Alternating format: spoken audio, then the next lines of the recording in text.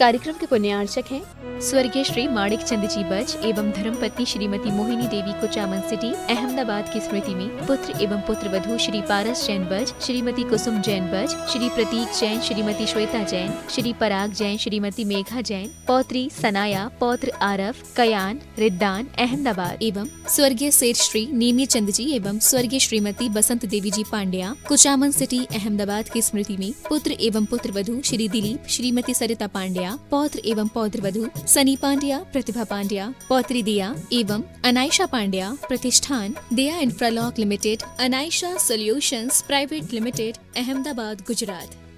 Doctor Satish Doshi, doctor Sunetra दोषी, श्री सत्यजीत दोषी, सौभाग्यवती सरिता दोषी, श्री मलय मेहता, सौभाग्यवती प्राजक्ता मेहता, श्री सुजय दोषी व सौभाग्यवती अबोली दोषी, कुमारी राशि मलय मेहता, राजकोट, चिरंजीव वंश सत्यजीत दोषी, कुमारी रेवा सुजय दोषी, चिरंजीव रेवांश सुजय दोषी, दोषी अल्ट्रासाउंड क्लिनिक, संग्राम नगर, अकलोज, जिला Solapur, Maharashtra.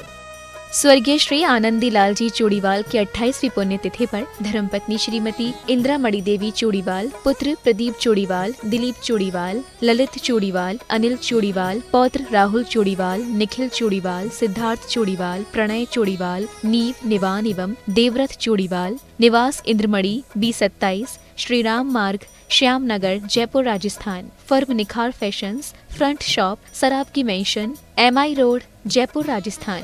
National stores, main road, post, Ramgarh, cantt, Jharkhand.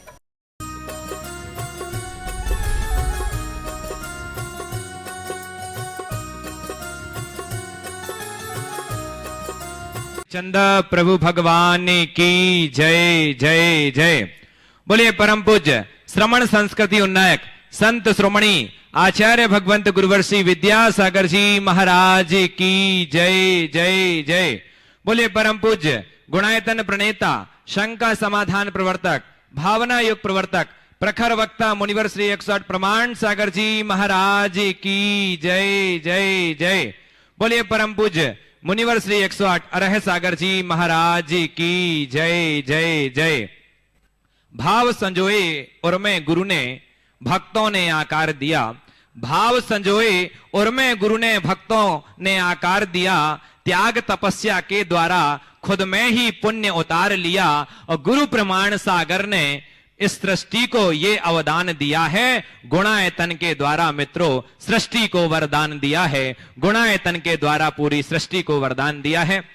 निश्चित बंधुओं, शाश्वत तीर्थराज सम्मेद शिखर की इस तलहटी पर विश्व का एक ऐसा अनूठा कीर्तिमान जिसके माध्यम से युगांतकारी जिन शासन की प्रभावना होगी और आने वाले समय में न जाने कितने लोगों के सम्यक्त्व का कारण बनने वाला है गुणायतन, और न जाने कितने लोगों के भविष्य का निर्माता, भविष्य का मार्गदर्शक बनेगा गुणायतन। बंधुओं, पूज्य गुरुदेव की अद्भुत अनुकंपा हम सबको ये वरदान के रूप में प्राप्त हुई है। यदि आज तक आप गुणायतन से नहीं जुड़े हैं तो बंधुओं आज ही जुड़ जाइए। जिनवाणी चैनल, पारस चैनल, प्रमाणिक ऐप के माध्यम से जो नंबर चल रहे हैं उनमें अपने आप गुणायतन से जुड़ी हुई निर्माणकारी योजनाओं से अवगत होते हुए अपने जीवन का सातिशय पुण्य अर्जन कर सकते हैं, अपने जीवन का सर्वश्रेष्ठ लगा सकते हैं। साथ ही जो लोग यहाँ उपस्थित हैं सभी से कहूंगा कि जानिए क्या है गुणायतन और अपने जीवन का सर्वश्रेष्ठ लगा करके सातिशय पुण्य का अर्जन कीजिए। बंधुओं, साथ ही पूज्य गुरुदेव के मुखारबिंद से प्रतिदिन शांति धारा संपन्न होती है, लेकिन कल विशेष दिन रक्षाबंधन का वात्सल्य पर्व का विशेष दिन है और कल पूज्य गुरुदेव के माध्यम से विशेष शांति धारा भी संपन्न होगी। साथ ही भगवान श्रेयांसनाथ का निर्वाण लाड़ू भी चढ़ाया जाएगा।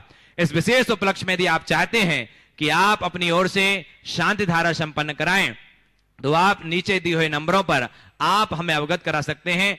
आपकी ओर से शांति धारा संपन्न होगी जिसका प्रसारण आप देख सकते हैं लाइव। और साथ ही बंधुओं, जैसा कि आपको पता ही है पूरे विश्व से इस परिकल्पना को सार्थक करने के लिए हमें दान योगदान प्राप्त हो रहा है। आइए मैं नामों की उद्घोषणा कर रहा हूं जिन श्रावक श्रेष्ठियों ने आज ये सौभाग्य प्राप्त किया है, स्तंभ के रूप में जुड़ने का सौभाग्य प्राप्त किया है। श्री प्रदीप जैन, श्रीमती उर्मिल जैन, आशीष जी, मोनिका जी, मोक्ष के जन्म दिवस पर आयशी जैन, शोभित जी, सोनल जी, दिव्यांश जी, आराध्या जैन, समस्त जैन परिवार कानपुर से एक बार जोरदार करतल ध्वनि से स्वागत, वंदन और अभिनंदन। निर्माण सारथी के रूप में जिन्होंने ये शातिशय पुण्य का अर्जन किया, निर्माण निधि से निर्माण सारथी श्रीमती मंजू लोहाड़िया जी, श्री हीरालाल जी लोहाड़िया, उदयपुर समस्त परिवार। निर्माण मित्र के रूप में हमारे बीच में जबलपुर से श्री सुमत चंद राजकुमारी जैन, श्री सुधांशु जैन, समस्त परिवार हमारे बीच उपस्थित हैं।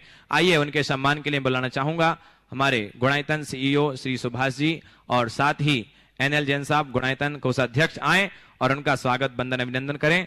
श्री सुमत चंद्र राजकुमारी सुधांशु जैन सा परिवार। शेष निर्माण निधि के रूप में जो जुड़े हैं दिलीप कुमार जैन, श्रीमती ज्योति जैन सा परिवार, बेल्ला पटसिम मेदिनीपुर। प्रयागराज से श्रीमती रेणु अग्रवाल, श्री के अग्रवाल मुन्ना। बेल्लारी कर्नाटक से रोचक अमित जैन, वैशाली अमित जैन। दिल्ली से श्री ऋषभ जैन, श्रीमती वंदना जैन, धर्मपत्नी दिनेश कुमार जैन। अलवर से शिखर चंद जी, अलवर निवासी। बंडा बेलई से श्री शिखर चंद, श्रीमती बिमला जैन, डांगी घर परिवार। आइए सम्मान करेंगे हमारे श्री सुमत चंद राजकुमारी सुधांशु जैन जबलपुर का। और आइए एक बार जोरदार करताल ध्वनि से स्वागत बंदन अभिनंदन करें। चलिए श्री शिखर चंद जी, श्रीमती बिमला जैन, डांगीडर परिवार, बंडा बेलई से निर्माण मित्र के निर्माण निधि के रूप में जुड़े हैं। गुड़गांव से श्रीमती राधा जैन, श्री नेमीनाथ जैन और हमारे बीच में श्रीमान बिमलेश कुमार, श्रीमती शिल्पा जैन, श्रीमती हर्षदा जी चंदेरिया, कुमारी अर्पिता जैन, वाणी चंदेरिया, भिलाई मसाला उद्योग छत्तीसगढ़ से हमारे बीच में जिन्होंने आज निर्माण निधि के रूप में जुड़े। एक बार जोरदार करताल ध्वनि से स्वागत बंदन अभिनंदन करते हैं। आइए बंधुओं अब चलते हम इसी कड़ी से हम आपको जोड़ते हैं आगे के इस शंका समाधान के विशेष सत्र के संचालन के लिए मैं बड़े ही सम्मान के साथ बुलाना चाहूंगा आदरणीय पंडित श्री सुदर्शन जी। सम्मान की सरिता कोष में वृद्धिंगत करना चाहता हूं। हमारे बीच में असीम जी, अपूर्व जी, सतभैया परिवार टीकमगढ़ से उपस्थित हैं। उनके सम्मान के लिए श्रीमान सीईओ ज्ञानतन सुभाष जी एवं श्रीमान एनएल जैन साहब कोषाध्यक्ष उनका सम्मान करके ज्ञानतन के गौरव को संवर्धित करें। और मैं तुरंत बाद आज के शंका समाधान को प्रारंभ करूंगा। आपको जोड़ूंगा उन श्री चरणों से जो आचार्य भगवान विद्यासागर जी महाराज के परम प्रभाव शिष्य के रूप में जगत विख्यात हैं, जिनकी वाणी को सुनकर के आप हमें नहीं अपितु पारस चैनल, जनवाणी चैनल एवं प्रमाणिक ऐप के माध्यम से लगातार इनकी द्वारा शंका समाधान सुनकर के अपने जीवन को धन्य कर रहे हैं, उन सभी सुश्रावकों का मैं वंदन करता हुआ, इनके पिताजी ट्रस्टी हैं श्रीमान अखिलेश जी सतभैया साहब और दोनों भाई भी, आप तालियां बजाएं। ये ऐसा परिवार है जो गुणादन के लिए पूरी तरह से समर्पित परिवार है। बहुत बहुत साधुवाद। चातुर्मास के मुख्य कलशों में एक कलश इनका, प्रमुख कलश इनका है। आपकी तालियां लगातार बजाएं ऐसे परिवार के लिए, ऐसे उदार आशय वाले व्यक्तियों के लिए। बहुत बहुत साधुवाद। और मैं गुरुदेव को के चरणों से आपको संबद्ध करना चाह रहा हूं। मैं चाहता हूं कि गुरुदेव का आशीर्वाद हम सब पर आच्छादित हो। अतः मेरे साथ उच्चारें नमोस्तु महर्षि, नमोस्तु महर्षि, नमोस्तु महर्षि। महर्षि, आज के इस कार्यक्रम को मैं कुछ ऑनलाइन प्रश्नों के माध्यम से प्रारंभ करना चाहता हूं आपके आशीर्वाद के साथ। गुरुदेव अंकित जैन सिंगापुर से आपके चरणों में कोटि कोटि वंदन करते हुए जानना चाहते हैं कि गुरुदेव जब पुण्य का उदय होता है तब जीव कितने भी घोर, भयानक और नीच कर्म कर ले तब भी उसे पुण्य के प्रभाव से सफलता मिलती रहती है, और जब पाप का उदय होता है तो धर्मात्मा कितना भी पुण्य कर ले उसका पुरुषार्थ भी काम नहीं आता। ऐसा क्यों होता है? जबकि कर्म और पुरुषार्थ में पुरुषार्थ बड़ा है। कर्म सिद्धांत तो यही कहता है कि पुरुषार्थ से हम कर्म को कम कर सकते हैं, पर जीवन में ऐसा देखने में नहीं आता। क्यों? देखिए, बात सही है। पुण्य के योग में सब ढक जाता है और पाप के प्रकोप में कुछ भी बच नहीं पाता।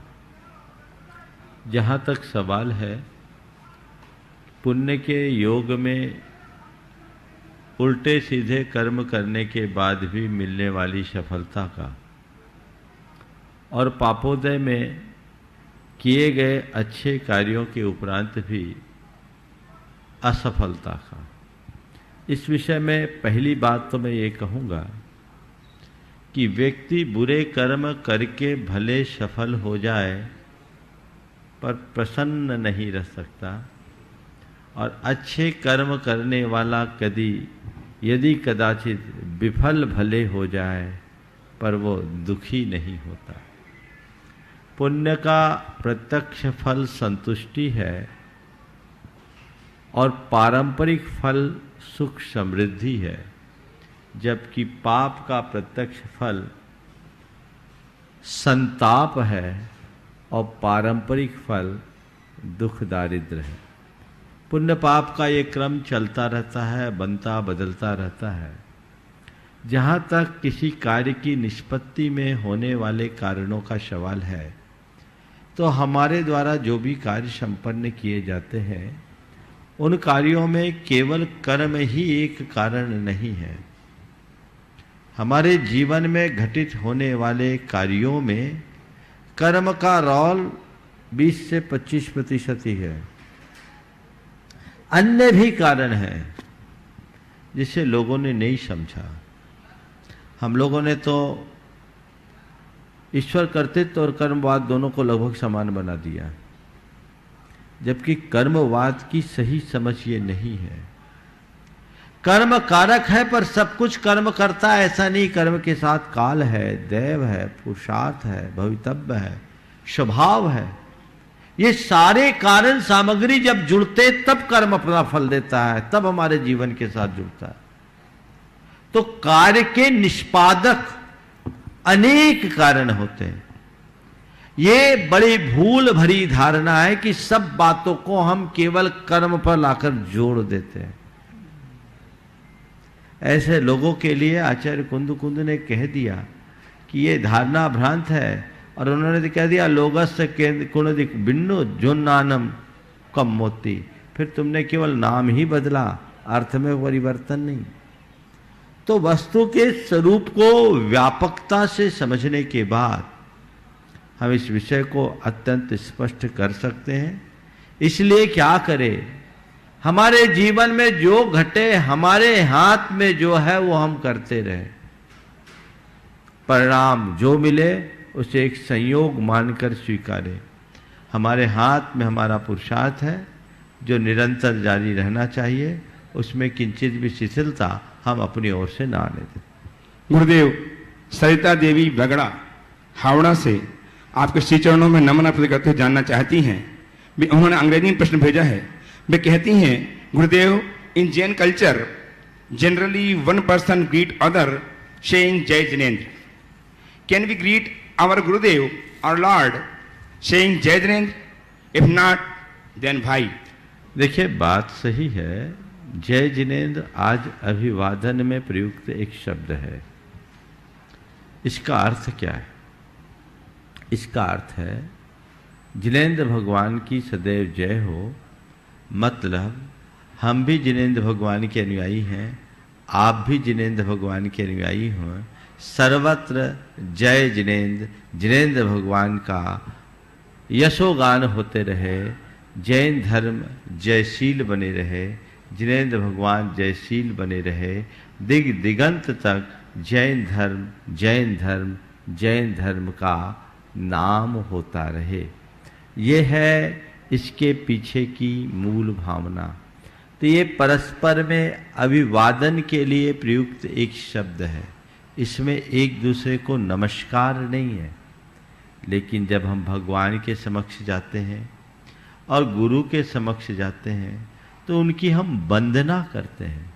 वंदना में नमन सूचक शब्दों का प्रयोग होता है। तो हम जब नमोस्तु कहते हैं तो नमन है, नमस्कार है। इसलिए दोनों में बड़ा अंतर है।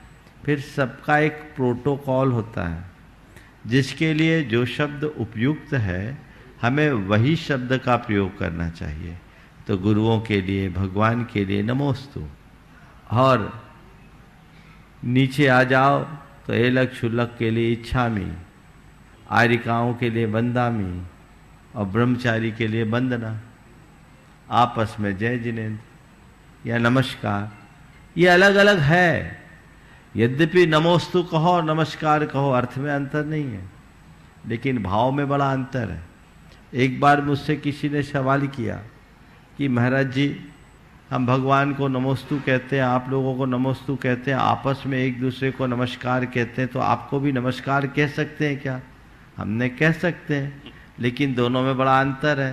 बोले महाराज क्या अंतर, अर्थ तो एक ही है। हमने कहा ये बताओ, तुम अपनी माँ को माता कहते हो और तुम्हारी माँ के समवयस्क कोई दूसरी स्त्री उसको भी माँ कहते हो? बोले कहते हैं। बोले दोनों में अर्थ एक भाव एक सा होता है क्या? बोले नहीं महाराज, माँ माँ जैसी होती है और दूसरी दूसरी। हम बोले ऐसे ही तुम आपस में किसी को नमस्कार कहते हो उस समय के भाव, और गुरु और प्रभु के चरणों में जब नमस्कार कहते हो उस समय के भाव में क्या अंतर है ना? तो जो जिसके लिए उपयुक्त है हमें वैसे ही शब्दों का प्रयोग करना चाहिए। गुरुदेव, मयूरी ग्रीस जैन रीठी कटनी मध्य प्रदेश से कोट से वंदन करते हुए जानना चाहती हैं कि गुरुदेव, बागों में अगर माली नहीं होता तो बाग उजड़ जाते हैं, इसी तरह जीवन में कोई रोकने टोकने वाला ना हो तो जीवन उजड़ जाता है। लेकिन महाराज जी, रोकने टोकने वाले लोग हमें बुरे क्यों लगते हैं? हम रोकने टोकने वालों को पॉजिटिव दृष्टि से कैसे देखें, कृपया मार्गदर्शन करें। देखिए, रोकने टोकने वाले को अच्छा अगर देखना है तो एक ही काम करो, जैसे सड़क चलते समय रेड सिंबल को देखकर अपनी गाड़ी रोकते हो। रेड सिंबल गाड़ी चलाते समय दिखता है, अच्छा तो नहीं लगता, लेकिन फिर भी आप गाड़ी रोकते ही हो ना। क्यों कर रोकते हो? क्योंकि आपको पता है ये रेड सिंबल हमें रोकने के लिए नहीं, हमारी यात्रा को निर्बाध आगे बढ़ाने के लिए है, हमारी यात्रा को सुरक्षित बनाए रखने के लिए रेड सिंबल दिया है। तो वो निषेध होने के बाद भी आप उसे स्वीकार कर लेते हो। इसी तरह यदि हम अगर इतनी बातों का ध्यान रखें तो बड़े लोगों की निषेधपरक बात भी हमें अच्छी लगेगी, बुरी नहीं लगेगी। उनके प्रति श्रद्धा हो, विश्वास हो, भावना जग जाए कि ये जो कुछ भी बोल रहे हैं यद्यपि मेरे मन के अनुकूल नहीं है, लेकिन इसमें मेरा भला है। इतनी बात समझनी चाहिए। ये रेड सिंबल है, ये मुझे भावी दुर्घटना से बचाने के लिए है। इतनी श्रद्धा और विश्वास हो तो ठीक है। फिर बड़े लोगों को भी जब चाहे रेड सिंबल नहीं दिखाना चाहिए। दिखाना तभी चाहिए जब ज़्यादा ज़रूरत हो। जो लोग बात बात में रेड सिंबल दिखाते हैं ना, उनका फिर कुछ चलता नहीं, कहते इनकी तो आदत ही ऐसी हो गई। अपनी प्रासंगिकता को बनाए रखना चाहते हैं तो तभी कहिए और उतना ही कहिए जब ज़रूरत हो, जितनी ज़रूरत हो। ज़रूरत से ज़्यादा और समय के अभाव में यदि आप अपनी बात करोगे तो आप अपनी प्रासंगिकता खो दोगे। महाराज श्री एलोरा महाराष्ट्र से जय श्री जयचंद पाटनी बारंबार नमोस्तु अर्पित करते जानना चाहती हैं कि गुरुदेव, कितने गजब की बात है कि पहले कोई घर से कुछ समय के लिए बाहर जाता था तो परिवार की आंखें भर आती थी, पर अब अपना कोई इस दुनिया से विदा हो ले लेता है तो भी हमारी आंखें नम नहीं होती। तो महाराज श्री, मैं पूछना यह चाहती हूं कि यह प्रगति की निशानी है अथवा अधोगति की? भैया, पहले जाते थे तो आंखें भर आते थे, अब तो कोई दुनिया से चले जाए तो आंखें नहीं भरते। आपने पूछा है प्रगति की निशानी है या अधोगति की? न मैं इसे प्रगति कहूँगा, न इसे अधोगति कहूँगा, इसे प्रतिगति जरूर कहूँगा। प्रतिगति और प्रगति में क्या अंतर है? प्रगति यानी जो हमें हमारे गंतव्य तक समय से पूर्व पहुँचाए उसको बोलते हैं प्रगति, या जो हमें हमारे गंतव्योन्मुखी बनाए वो प्रगति है। और प्रतिगति जो हमें विपरीत दिशा में ले जाए वो प्रतिगति है। जाना मुंबई हो और हमें वो दिल्ली पहुंचा दे तो ये प्रतिगति। जहां हमें जाना है वहीं हमें जाना चाहिए। आज की जो दिशा है मनुष्य की बढ़ती हुई संवेदनहीनता का द्योतक है। हम अपनी संवेदनशीलता को जब व्यापक बनाएंगे तभी ऐसा कुछ कर पाएंगे। महाराज श्री रिद्धि जैन बिहार के किशनगंज से कोटि कोटि नमस्ते करते हुए जानना चाहती हैं, गुरुदेव, हम जैन हैं, भारतीय हैं, लेकिन जैन होने के प्रमुख बातें हमें जब देसी भाषा में करने के लिए पढ़ाया जाता है या गुरुओं के द्वारा बताया जाता है, उदाहरण जैसे रात्रि भोजन का त्याग या आलू प्याज आदि का त्याग, तो हमें बहुत बड़ी बात या फिर इम्पॉसिबल टाइप की बात लगती है। लेकिन यही बात जब पश्चिमी भाषा की कोटिंग में बात की जाती है, जैसे रात्रि भोजन को इंटरमीडिएंट फास्टिंग और आलू इंटरमीडिएंट फास्टिंग। अच्छा, हाँ, इंटरमिटेंट फास्टिंग या आलू प्याज या बाजार की वस्तुओं के त्याग को ला कार्ब लाओ carb car carb carb carb है ला अच्छा। कार्ब अथवा ला फैट डाइट, शाकाहार बनने को बीइंग वेगन आदि, तब वही सारी बातें इजीली और ट्रेंडिंग बन जाती हैं। और कोई अंग्रेजी दिखावे को ना फॉलो करे तो लोग उसे बैकवर्ड समझते हैं। केक ना काटना, जन्मदिन में क्लब ना जाना, तीर्थ जाना आदि, ऐसे में लोग पंडित या लाइफ को खुलकर के जीना आदि ताने देते, पंडित है ऐसा कहते हैं। गुरुदेव, ऐसा क्यों हो रहा है? ये सब लोगों की मानसिक गुलामी का द्योतक। देश को आज़ाद हुए भले 75 साल हो गया, पर हमारा देश स्वतंत्र हो गया, चेतना आज लोगों की परतंत्र है। आज भी अंग्रेजों के जाने के 75 वर्ष बाद भी लोग मानसिक रूप से गुलाम हैं। अब लोगों को हिंदी कम, अंग्रेजी जल्दी समझ में आ जाती है।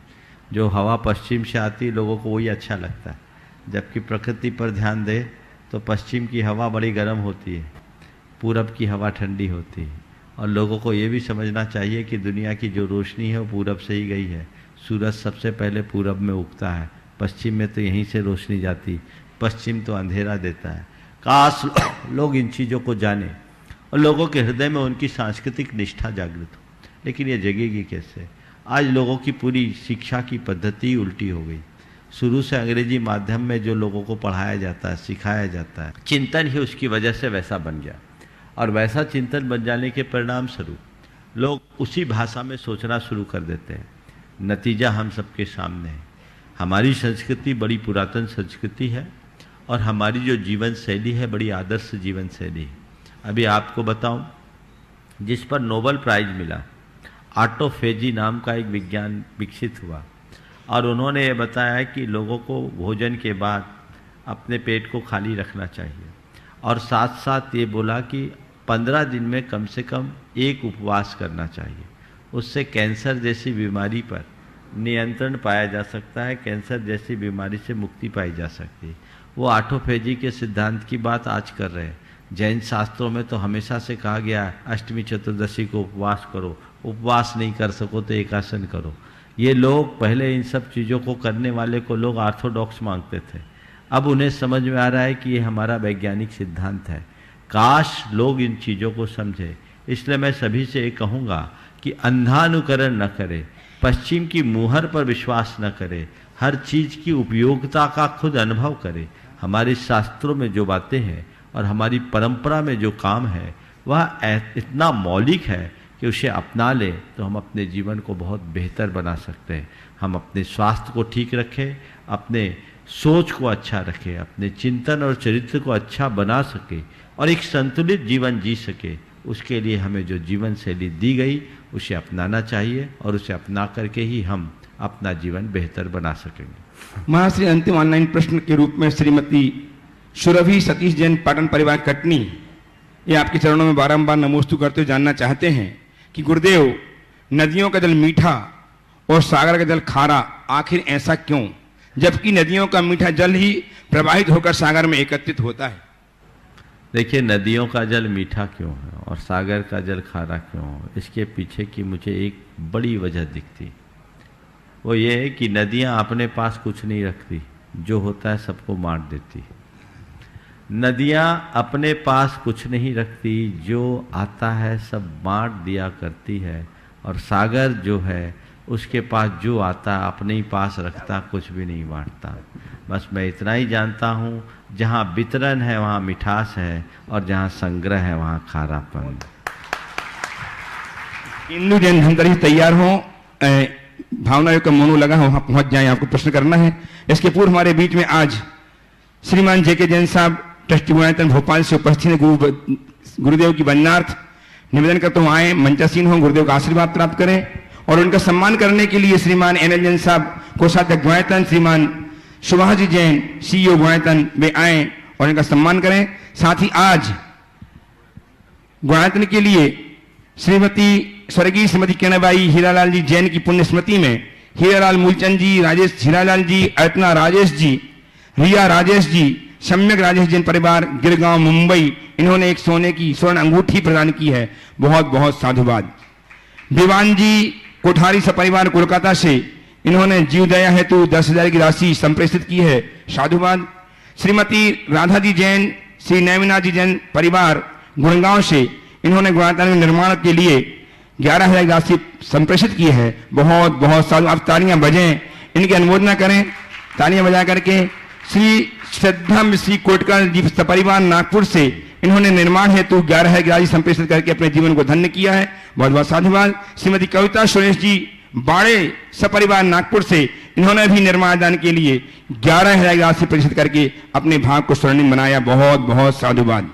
इंदु जी धनतरी से प्रश्न प्रस्तुत करें, तैयार हैं। शैलेश जी जैन खरगोन से। गुरुवर के चरणों में नमन, वंदन, अभिनंदन। मैं धमतरी से इंदु जैन। बिखरे समाज को कैसे संवारें गुरुवर, ये मेरा ही क्वेश्चन नहीं, अन्य समाज नहीं, अन्य जगह का भी है। नमोस्तु गुरुवर। बिखरे समाज को कैसे संवारें, बड़ा सीधा सा और सरल सा उपाय। मन के बिखराव को रोक दे। समाज क्यों बिखर रहा है? क्योंकि मन बिखर रहा है। लोगों के बीच में मनभेद है। मतभेद से बाधा नहीं है, मनभेद से बाधा है। हर व्यक्ति अपने अपने विचारधारा की साथ जिए तो कोई हानि नहीं। हानि तब होती है जब विचारों का टकराव होता है। मतभेद की जगह मनभेद आता है। हमें चाहिए कि हम अपने मनभेद को मिटाएं और जीवन का पथ प्रशस्त करें। आइए श्रीमान शैलेश जी जैन खरगोन से, तैयार रहें। श्रीमती वैभव जी काला सूरत से। महाराज जी, मेरे और मेरे परिवार की तरफ से आपको नमोस्तु नमोस्तु नमोस्तु। महाराज जी, मेरा जिज्ञासा है कि हमारे पूर्व कुटुंबियों द्वारा कोई आहत कर्म कर दिए गए हों तो उन कर्मों का फल कई पीढ़ियों तक हम लोगों को भुगतना पड़ता है। उन्हें तो ज्ञात भी नहीं होता कि ये कर्म हम लोगों ने कभी किए हैं। तो इससे छुटकारा के क्या उपाय है महाराज जी? देखिए, सामाजिक व्यवस्थाएं बना दी गई है, ये उचित नहीं। अपराध कोई करे और उसकी पीढ़ियों को सजा मिले, ये ठीक नहीं है। पर हमारी समाज में, बल्कि सभी समाजों में, कुछ ऐसी कुरीतियाँ बनी हुई कि एक ने अपराध किया और पीढ़ियों को उसको सजा भुगतने की स्थिति आई।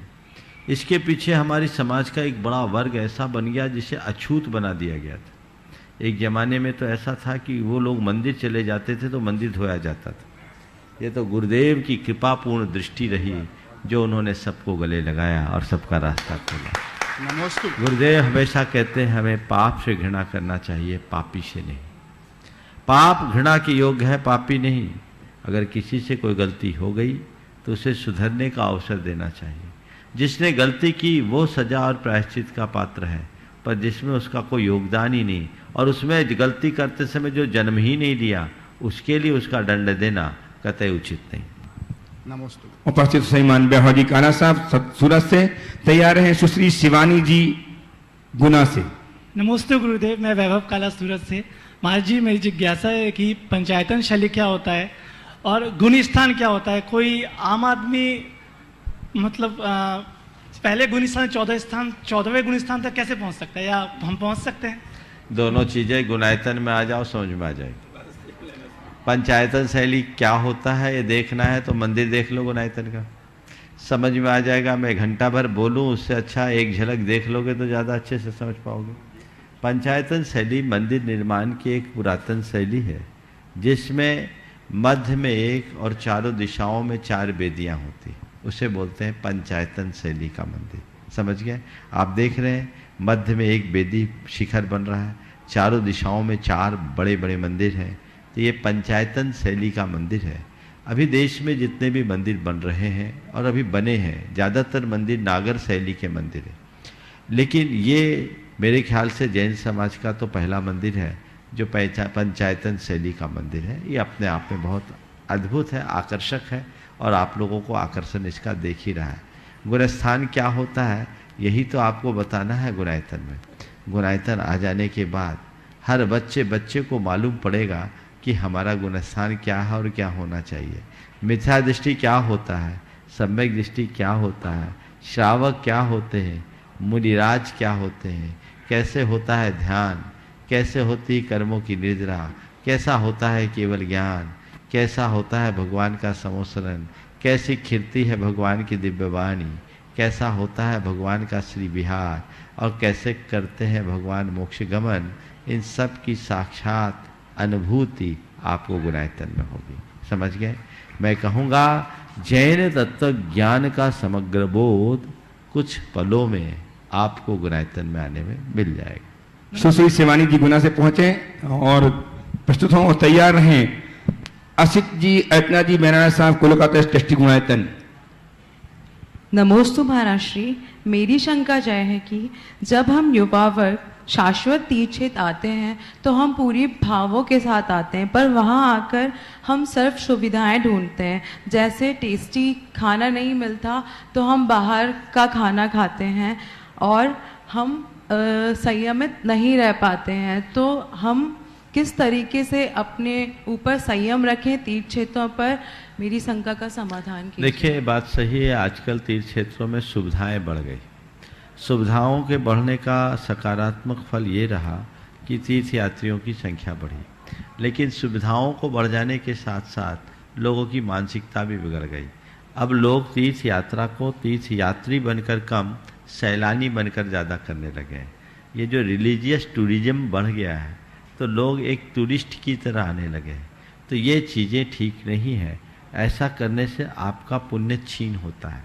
मैं सभी लोगों से कहूँगा कि जब कभी भी आप तीर्थ यात्रा के लिए आए, खासकर समेत शिखर जैसे क्षेत्र के लिए आए, तो ये मन बना कर आए कि मैं तीर्थ वंदना के लिए आया हूँ। 2 रोज़, 4 रोज़, 8 रोज़ जितने दिन मैं वहाँ रहूँगा तो एक साधक की भांति रहूँगा, एक सामान्य व्यक्ति की तरह जीवन जीने की जगह कुछ हट कर के जीऊँगा और घर से ही संकल्पित होकर आए। मैं जितने दिन तीर्थ यात्रा में रहूँगा शुद्ध भोजन करूँगा, एक वक्त भोजन करूँगा, ज़्यादा है तो बस 2 ही बार खाऊँगा, इधर उधर का कुछ नहीं खाऊँगा। अभक्ष तो मैं खाऊँगा ही नहीं। आम दिनों से मेरी चर्या हटके होगी। यदि ये सब बातें जीवन में जुड़ गई तो जीने का मजा ही कुछ और होगा, आनंद कुछ और होगा। अब चूंकि संस्कार पुराने हैं, चीज़ें सामने दिखती है तो मन उधर ही भटक जाता है। चलो चलो, अब मिल रहा है तो ले लो। आप तो नीचे की बात छोड़ो, पहाड़ पर भी नहीं छोड़ते लोग, वहाँ भी चालू हो जाता है। कुछ लोग तो चढ़ना शुरू होते और शुरू हो जाते हैं। तो ये चीज़ें ठीक नहीं है। ये हमारे पुण्य को छीन करने वाले कारक, इनसे बचना चाहिए। और आप सोचिए, हम तीर्थ क्षेत्र में आए किस लिए? कर्म काटने के लिए या कर्म बांधने के लिए? बोलो। काटने के लिए। तो फिर हमें क्या करना चाहिए? हमें संयमित रहना चाहिए। अपने मन में संयम, और उसका एक ही विकल्प है, घर से निकलने के पहले ये संकल्प ले लो। आज मुझे बहुत अच्छा लगा, एक बच्चा था, मेरे ख्याल से 21-22 साल का होगा। उसने पर्वत की वंदना की, नीचे उतर कर आया। लगभग 4 बज गए, 4:15। मैं व्यस्त था, वो बाहर खड़ा था। 15 मिनट इंतजार भी किया। बाद में मुझे मालूम पड़ा एक बच्चा पर्वत की वंदना करके आया और उसका संकल्प है जब तक वो आपके दर्शन नहीं करेगा अन्न पानी नहीं डालेगा। पर्वत की वंदना करके नीचे आ करके मैंने कहा, तुमने कैसे क्या सोच लिया? शायद यहाँ है तो नहीं है क्या? है, उपस्थित है क्या? नहीं है, नहीं। कोलकाता का था वो, भवानीपुर का, और अच्छा लड़का। हमने वो तुम्हारे मन में प्रेरणा कैसे जगी? बोले महाराज जी, मैं आपको सुनता हूँ, आपका पोस्टर देखा तो मैंने कहा आपके दर्शन किए बिना मैं अन्न जल ग्रहण नहीं करूँगा। ये संयम का फल है और संकल्प से ही संयम पलेगा। अपने मन में दृढ़ संकल्प रखोगे तभी ऐसे परिणाम आएंगे। आम दिनों की भांति अगर आप जियोगे तो खोओगे, पाओगे कुछ नहीं। इसलिए बचना चाहिए। नमोस्तु महाराज। उपस्थित हो असित जी, अर्चना जी, मेहराना साहब, कोलकाता से ट्रस्टी गुणायतन। तैयार हैं सुश्री मानसी पाटौदी, साड़म से। नमोस्तु गुरुवर। महाराज जी, मन की उत्कटता को कैसे बढ़ाएं जिससे ईगरनेस और डिप्रेशन कम हो? मन की उत्कटता को बढ़ाने के लिए आपने ईगरनेस और डिप्रेशन से बचने की बात की। कुछ मत कीजिए, नियमित भावना योग करना शुरू कीजिए, विधिवत। पूर्ण रूप से, थोड़े दिन में ही देखिएगा आप इन सब चीज़ों से बाहर होंगे। चूँकि मन के संस्कार बड़े विचित्र हैं, उन संस्कारों को ठीक करने के लिए हमें अभ्यास बनाने की जरूरत है। वो अभ्यास जितना प्रबल होगा हमारा मन उतना प्रशस्त होगा। इसलिए धीरे धीरे धीरे धीरे अभ्यास बढ़ाएं और अपने मन को सामान्य बनाने की कोशिश करें। नमोस्तु गुरु। उपस्थित हो श्री मानसी जी पाटो जी शरणम से तैयार हैं श्रीमान असीम रिम्पी अपूर्व सृष्टि जी सतभैया परिवार टीकमगढ़ से टेस्टी गुणायतन। नमोस्तु महाराज जी। कहते हैं कोशिश करें, लेकिन कोशिश करने पर भी हमें सफलता प्राप्त नहीं होती है, तो इस तरह की कोशिश करने पर हमें भावना योग कहाँ तक उपयोगी है, कृपया मार्गदर्शन करें। कोशिश करें और कोशिश करने के बाद भी सफलता न मिले तो ये सोचे कि बिना कोशिश के तो सफलता मिलने वाली नहीं है। जब कोशिश करने के बाद सफलता नहीं है तो कोशिश खोने के बाद क्या सफलता मिल जाएगी? इसलिए हताश नहीं होना चाहिए। तमाम कोशिशों के बाद भी यदि वांछित सफलता न मिले तो ये सोचना चाहिए कि मेरी कोशिश में कहीं कमी है।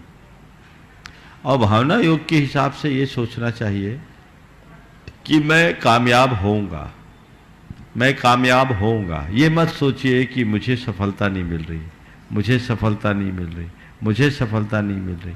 ऐसा सोचने की जगह मैं कामयाब होऊंगा, मुझे कामयाब होना है, ये दृष्टि में अपने सामने रखें। और जो सफलता हम चाहते हैं, जिस दिशा में आगे बढ़ना चाहते हैं, हर पल उसके विषय में सोचे और उसको विजुअलाइज करें तो ये सफलता मिल सके।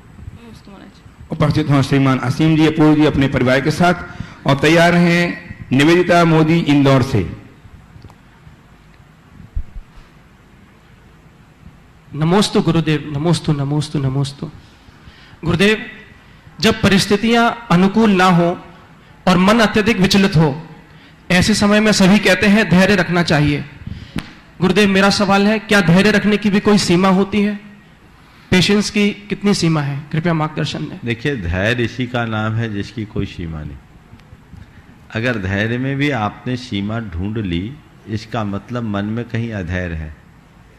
ये मन की अधीरता हमें विचलित कर रही है, समझ गए?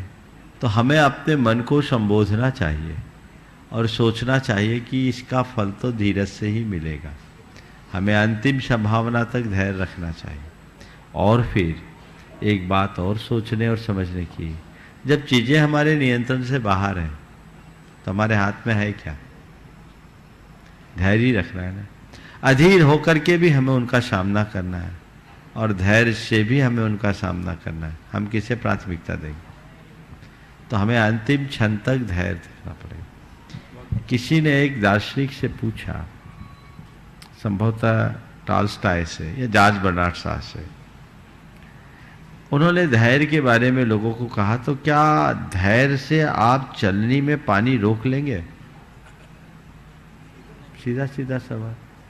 धैर्य के बल पर क्या चलनी में पानी रोक लेंगे? उन्होंने अत्यंत धैर्य से जवाब दिया, बशर्ते पानी के बर्फ बनने तक का धैर्य आपके पास।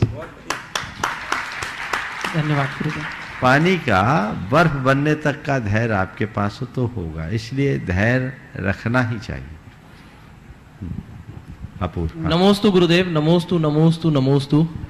हम जैन धर्म में अपने भगवान को तीर्थंकर स्वयंभू के नाम से पुकारते हैं, ऐसा क्यों है और ये कितना प्राचीन है?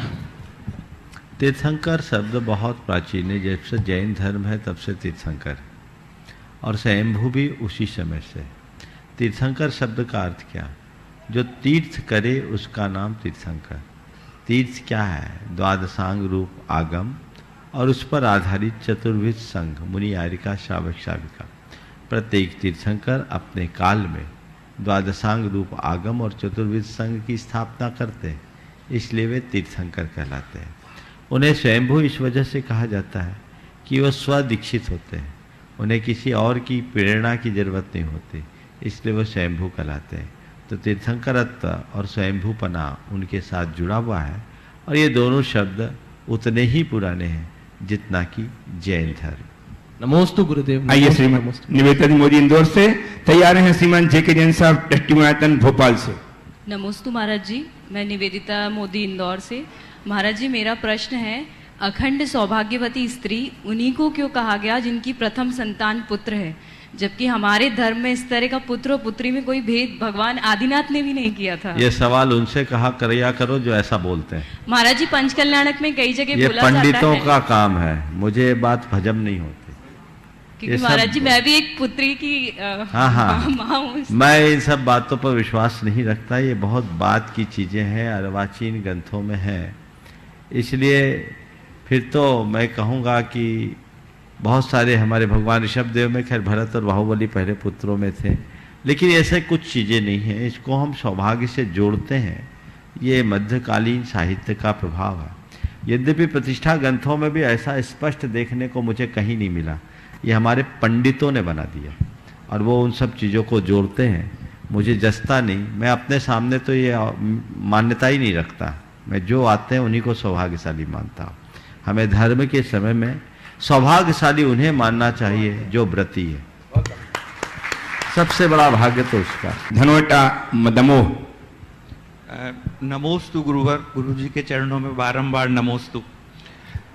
महाराज जी, एक शंका है कि सच्ची श्रद्धा और अंधभक्ति में क्या अंतर होता है और एक गुरु और शिष्य के बीच में इसमें कैसे लाइन बनाई जाए? सच्ची श्रद्धा और अंधभक्ति में आपने अंतर पूछा है। सच्ची श्रद्धा का मतलब है अपने श्रद्धेय को अपने जीवन का आदर्श मानना और उनके हर वचन को अपने जीवन का ब्रह्म वाक्य मान करके चलना, उसमें अपना हित देखना, उसमें अपनी भलाई देखना और उनका अनुगामी बनने के लिए संकल्पित और समर्पित होना। अंधभक्ति का मतलब किसी का अनुरागी बनकर उसके पीछे लग जाना, लेकिन हिताहित के विवेक से शून्य होना। अपने हिताहित का विवेक किए बिना जिस किसी का अनुगामी बनना अंधभक्ति है, और अपने हित की भावना को पुष्ट करने के लिए अपने आदर्श को अपने हृदय में स्थापित कर लेना सच्ची श्रद्धा। आइए ब्रह्मचारी अंकित जी धनाचार्य धनेटा दमोह से तैयार हैं। श्रीमान पंकज जी जबलपुर से, सुमचंद जी पंकज जी जैन जबलपुर। पूज्य मुनिवर के चरणों में मेरा बारंबार नमोस्तु नमोस्तु नमोस्तु। महाराज जी, मेरा प्रश्न ये है, जब हम लोग विधान कराने जाते हैं, बहुत सारे लोगों के मन में एक प्रश्न होता है कि परिवार में सुख शांति कैसे आए, और कहते हैं भैया हम बहुत उपाय भी करते रहते हैं लेकिन शांति नहीं आती है परिवार में। प्राय करके अधिकतर लोगों के मन में यही परिवार में शांति का कारण रहता है। तो महाराज जी, परिवार में शांति का उपाय क्या है, कृपया कर समाधान बहुत कीजिए। अच्छा सवाल है। जो लोग बोलते हैं परिवार में सुख शांति कैसे आए, उनसे बोलो पहले मन में शांति लाओ तो परिवार में अपने आप शांति है। सुख शांति बाहर नहीं, मन में है। और मन में शांति कब आएगी? जब हमारे अंदर सकारात्मकता होगी, हमारी सोच सकारात्मक बन जाए, सहनशीलता बन जाए, एक दूसरे के प्रति उदारता का भाव आ जाए और सहिष्णुता का विचार आ जाए, सहयोग की भावना आ जाए, तो परिवार में अपने आप शांति हो जाएगी।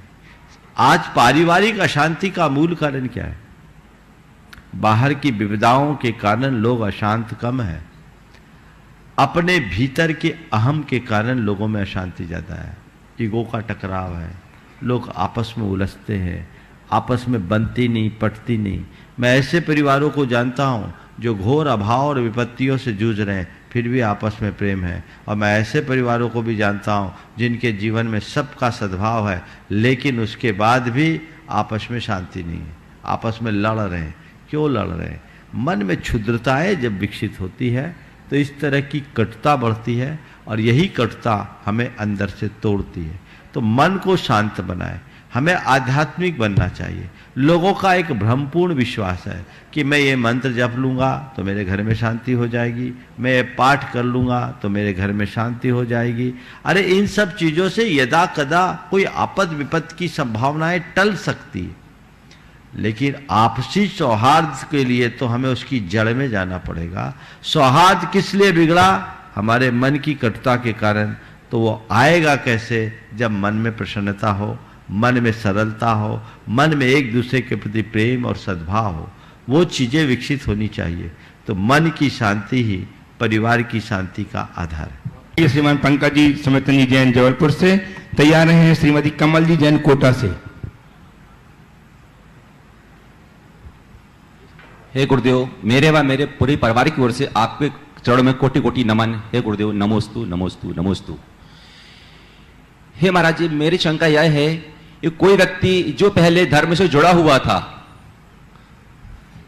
कोई व्यक्ति जो पहले धर्म से जुड़ा हुआ था किंतु किसी कारणवश वह धर्म से विमुख हो गया है, उसे धर्म से फिर से कैसे जोड़ा जाए? कृपया मेरी शंका का समाधान करें। देखिए, अगर कोई धर्म से जुड़ा है और किसी कारणवश धर्म से विमुख हो गया तो उसके लिए क्या करें?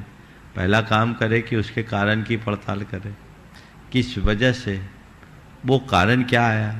यदि उस कारण की कोई वजह है, कोई जड़ है, तो उस कारण का निवारण करें तो आदमी दूर जाए। और कई बार ऐसा है कि लोगों के दिमाग में कारण हो जाता है, कारण होता नहीं, तो उसको हम अपने ढंग से मोटिवेट करें, उसके मन की शंका का निवारण कर दें, तो वापस अपने आप धर्म से जुड़ सकते। उपस्थित हो श्रीमती कमल जी जैन कोटा से। तैयार रहे श्रीमान एनिल जैन साहब, कोषाध्यक्ष गुणायतन जयपुर। हे गुरुदेव, अनिल जी साहब पहुंचे। मेरा और मेरा परिवार का नमोस्तु नमोस्तु नमोस्तु। हे गुरुवार, इंदौर से राजेंद्र जैन, सुधा जैन, राजेश जी जैन, शशि जैन का नमोस्तु नमोस्तु नमोस्तु। अब राजेंद्र जी के स्वास्थ्य में जब से शांति धारा करवाई है थोड़ा फर्क आया है। बहुत बढ़िया, आशीर्वाद। चेतनता आई है, आप उनको संबोधन देते रहें।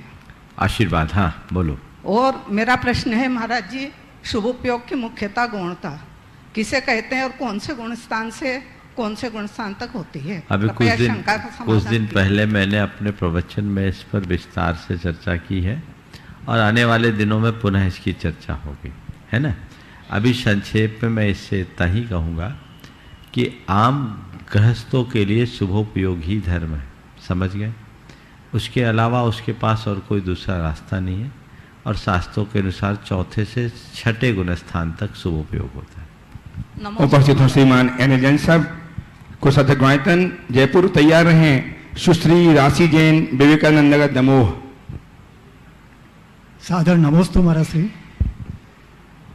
कुछ दिनों के पहले मुझे एक आर्टिकल पढ़ने को मिला, उसमें लिखा हुआ था कि व्यक्ति के पास में 3 शक्तियां होती हैं, एक प्रेरणा, प्रवृत्ति और प्रेरणा, प्रवृत्ति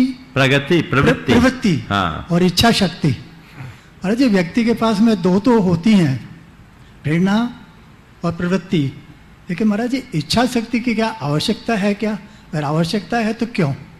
बात बिल्कुल सही है। जिन्होंने भी ये बात लिखी, प्रेरणा, प्रवृत्ति और इच्छा शक्ति, इन तीनों की जीवन में बहुत महत्वपूर्ण भूमिका है। आपने पूछा इच्छा शक्ति की क्या जरूरत है। मैं बोलता हूँ, आप गाड़ी चलाते हो, गाड़ी सब कुछ अच्छी कंडीशन में है, टायर भी फिट है, उसमें हवा नहीं हो तो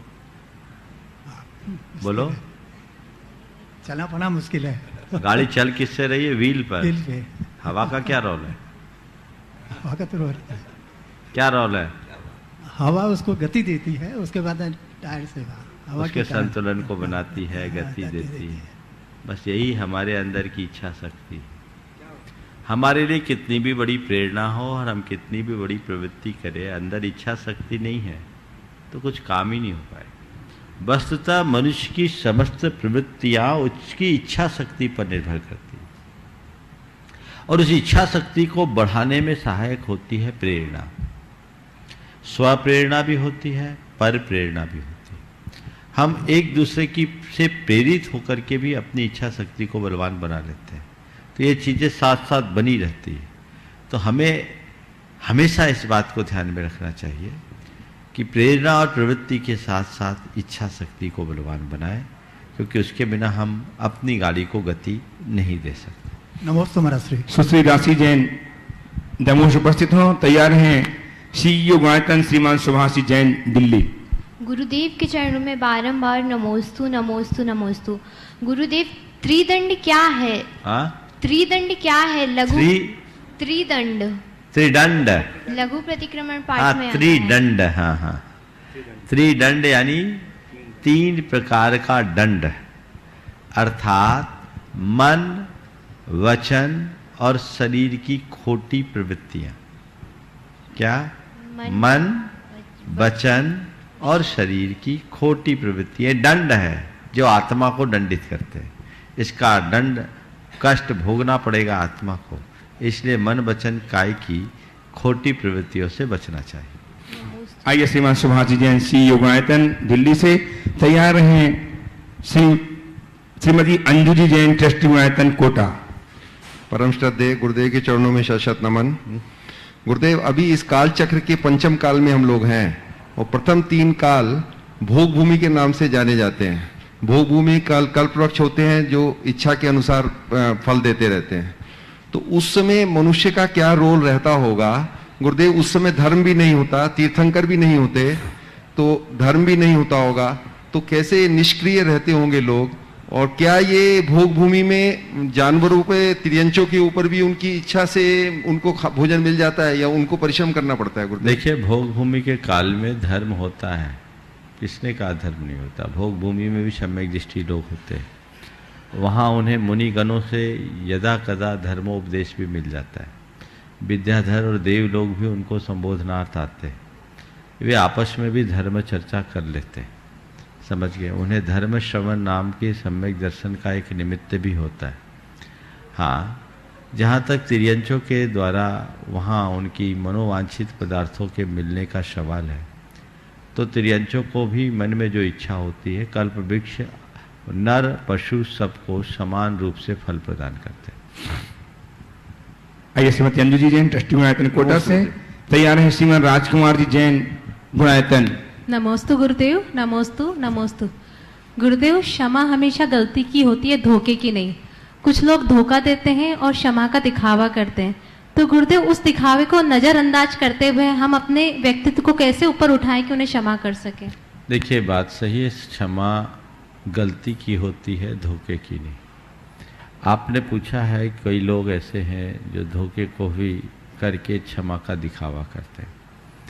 इन सब चीज़ों को हमें देखना चाहिए कि सामने वाले ने धोखा दिया है तो इरादतन दिया है या परिस्थिति से विवश होकर दिया है।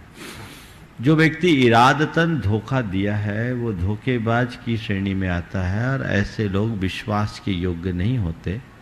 यद्यपि क्षमा तो ऐसे लोगों को भी कर देना चाहिए, पर ऐसे लोगों से सुरक्षित दूरी रखना चाहिए। हमारा धर्म किसी के प्रति वैर रखने की सलाह नहीं देता। क्षमा सबको करो, लेकिन जो लोग किसी परिस्थितिवश धोखा दिए उस व्यक्ति के साथ क्षमा का भाव रखना चाहिए। एक व्यक्ति, देखिए क्या होता है जीवन में, एक व्यक्ति का एक बड़ा ईमानदार स्टाफ था, उस पर बहुत भरोसा भी रखता था, सारा काम उसको सौंप रखा था, कैश पूरा वो देखता था। संयोग ऐसा बना कि उसने 10 लाख रुपए का गबन कर लिया। मालिक को मालूम पड़ा, एक बारगी हतप्रभ रह गया, इतना बड़ा नुकसान इसने किया। मालिक के बेटों ने कहा इसे निकाल दो, लेकिन उन्होंने कहा, वो बहुत अच्छी सोच के व्यक्ति थे, देखो ये आदमी ने ये गबन किया है, मुझे इस पर भरोसा नहीं हो रहा है, इसके विरुद्ध कोई भी कार्यवाही करने से पहले हमें विचार करना चाहिए। आज तक का इसका रिकॉर्ड रहा कि इसने कभी कोई गलत काम किया नहीं। ये गलत काम किया तो क्यों कर किया, इसे समझना चाहिए। उसे बुला करके बात किया, जब बात किया तो उसने अपना अपराध कबूल कर लिया। ओम, उसने जब बात किया तो अपना अपराध कबूल कर लिया। पूछा तो, और उसकी आंखों में पानी। उसने कहा, मैं अपने नजरों से गिर चुका हूं, मुझे घोर आत्मग्लानि है कि आप सबका विश्वास मैंने खो दिया, जीवन भर की कमाई को मैंने बर्बाद कर दिया, लेकिन क्या करूं, मेरी बुद्धि खराब हो गई। परिस्थिति से प्रेरित होकर मैंने ये कर्म कर लिया। बोले क्या हुआ? बोले मेरे बेटी की शादी थी, शादी मैंने बड़े घराने में तय कर ली, उनकी रिक्वायरमेंट ज़्यादा थी और मुझे कोई रास्ता नहीं दिखा, तो मैंने सोचा 10 लाख रुपया इधर से उधर कर दो। यहाँ तो सालों में हिसाब होता है, धीरे धीरे धीरे धीरे जब समय आएगा तो हम एडजस्ट कर देंगे। मेरा मन पैसे के गबन का नहीं था, लेकिन यही मुझे शॉर्टकट दिखा कि अभी तत्कालिक व्यवस्था कहीं से करूं तो ये 10 लाख रुपए दे करके मैं कर सकता हूं। समय आएगा तो कर दूंगा, पर मुझे ये नहीं मालूम था कि 2 महीने में ही भेद खुल जाएगा। मैं बहुत शर्मिंदा हूं। उसके मालिक ने कहा ये बात थी तो तुम हमसे कह देते। बोले कहना तो सोचा पर हिम्मत नहीं हुई, मुझे लगा कि कहीं आप मना कर देंगे तो क्या होगा। तो ये धोखा है, लेकिन ये क्षम है। उन्होंने उसे क्षमा किया और कहा ठीक, तुमने बहुत बड़ी मूर्खता की, आज तुम्हारी बेटी मेरी बेटी भी थी, अगर तुम बोलते तो हो सकता मैं 10 की जगह 12 भी लगा सकता था, क्योंकि तुम 20 साल से इस हमारी फर्म में काम कर रहे हो, तुम्हारा इतना बड़ा योगदान है। पर ऐसे परिस्थिति से प्रेरित होकर इस तरह का अपराध करना कतई शोभा नहीं देता। उस व्यक्ति को समझ में आई, उसके मन में आत्मग्लानि थी। उसने कहा मैं आपका पाई चुका दूंगा। उसने कहा ठीक है, आगे दोबारा इसकी गलती ना हो, पुनरावृत्ति ना हो, इसका तुम्हें ध्यान रखना है। और उस व्यक्ति की उदारता ने उसके जीवन को भी सुधार दिया और एक व्यक्ति के प्रति गलत दृष्टिकोण अपनाने से बचा लिया। हमेशा एक वाक्य ध्यान में रखना चाहिए, हमें पाप से घृणा करना है, पापी से नहीं। समय आप सबका हो गया, यहीं पर विराम। बोलिए परम पूज्य आचार्य गुरुवर श्री विद्यासागर जी महाराज की जय जय जय। परम पूज्य महामना प्रमासागर जी महाराज की जय।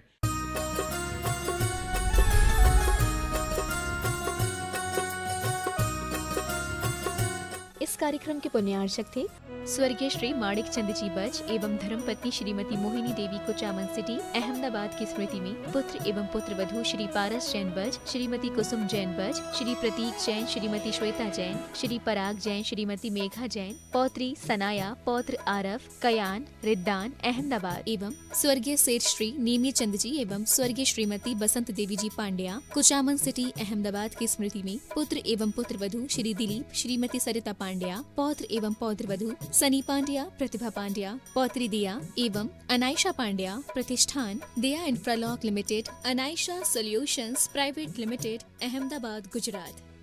डॉक्टर सतीश दोषी, डॉक्टर सुनेत्रा दोषी, श्री सत्यजीत दोषी, सौभाग्यवती सरिता दोषी, श्री मलय मेहता, सौभाग्यवती प्राजक्ता मेहता, श्री सुजय दोषी व सौभाग्यवती अबोली दोषी, कुमारी राशि मलय मेहता, राजकोट, चिरंजीव वंश सत्यजीत दोषी, कुमारी रेवा सुजय दोषी, चिरंजीव रेवांश सुजय दोषी, दोषी अल्ट्रासाउंड क्लिनिक, संग्राम नगर, अकलोज, जिला सोलापुर, महाराष्ट्र।